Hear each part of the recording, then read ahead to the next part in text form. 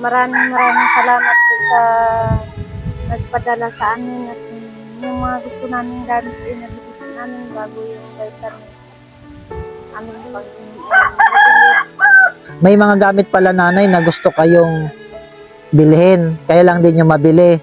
Pero yung mga nasa harapan ninyo, yan ba yung mga gamit na gusto ninyo? ari na nga po yung gusto namin. Ikaw Ate Carmen, anong gusto mong sabihin dun sa nagpadala? Maraming salamat po. Sana po ay patuloy po siyang pagpalain ng Panginoon.